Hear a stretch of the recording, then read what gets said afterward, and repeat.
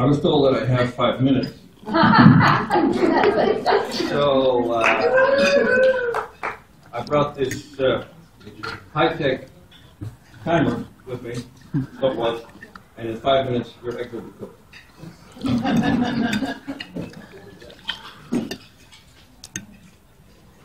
I want to thank the Chamber of Commerce for letting me speak. No great things can be achieved without enthusiasm. And so every town needs a Chamber of Commerce like ours to be the local cheerleader, lifting up enthusiasm for new development and growth and jobs. I don't know if too many people are against that. My name is Wim de Vriend, and I've been in the restaurant business in Coos Bay for 36 years. I'm the owner of the Blue Heron, the German restaurant with a conspicuous tower in downtown Coos Bay. We serve Wiener Schnitzels and Sauerbraten and overladen with Spitzel and goulash and lots of real German sausages. And we also carry some great German wines and half a dozen German draft beers. I'm also a historian and a writer, and I've published several books. One book called Odd Customers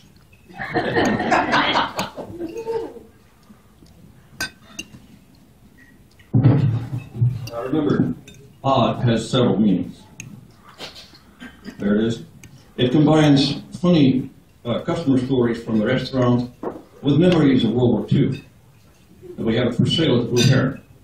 As many of you are small businessmen who have dealt with the American public, you may be able to relate to some of their stories.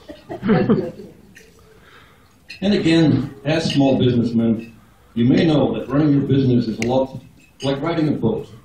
You rise and fall with the tide. But the tide, unfortunately, has been going out on the Coos Bay economy for a long time. During the last 30 years, Coos County, except for Bandon, has been the only pocket of decline and depression in thriving, growing Western Oregon. Some of the counties around us have doubled and tripled, but we've shrunk, despite the fact that we had about 18 economic development agencies to make us grow. And the results remind me of my kids on car trips when they were little. Are we there yet?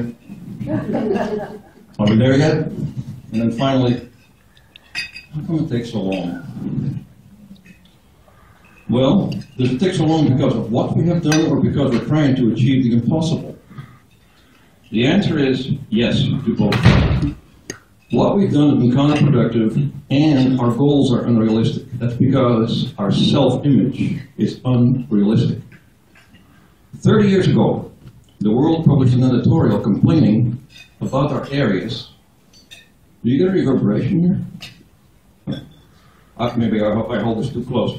The world published an editorial complaining about our areas, and I quote, limited development despite being on a major waterway to the Pacific.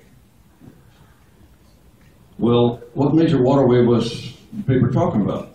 Major waterway to the Pacific? Isthmus Slough? 10 Mile Creek? Or that majestic empress of all the waterways to the Pacific, Coos River, that's navigable all the way to Allegheny, as long as your boat doesn't draw more than 4 feet. It was absurd, but no more absurd than perennial claims about Coos Bay being the best natural port between San Francisco and Seattle, and that the only reason it has not become an industrial center or a world port is some dark conspiracy by Portland, or the lack of a freeway, or some other being built. Coos Bay is not a natural harbor, but even if it were, it's in the wrong place, and it will never have the connections to be a world port or an industrial center. Reality does not depend on wild slogans, but on geography. But geography has also given us marvelous assets that in our quest for economic development we have irresponsibly ignored. These are the subjects of my most recent book, The Job Messiahs. It covers 40 years of local economic history. For a mere $35, you get the product of 20 years of work, lavishly illustrated, thousands of footnotes, and written in an entertaining style, if I have to say so myself. So, what can create economic development for Coos Bay? It's the very thing that our obsession with bringing in new smokestacks has discouraged. It's people.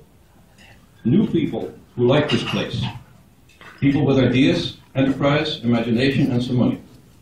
People who seize an opportunity, just like the old days, before we had all these economic development agencies and politicians wasting hundreds of millions and mucking up things. And so, the new people who might have come here went someplace else, to Florence, to Bandon, to some other places on the coast. I see them at my restaurant. As a result, our real estate values are 25% lower than they are in those other towns, and I see abandoned homes all over my neighborhood. In Coos Bay, you see, there was always the threat that someday some obnoxious heavy industry might be built just upwind from the town, a pulp mill, a smelter, a steel mill. It never happened, but the threat has had its effects. It's discouraged people from coming here, and people are our best assets.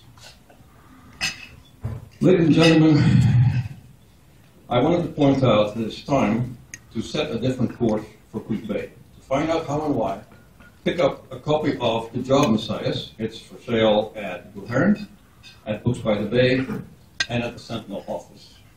And you're right there, I'm done yet.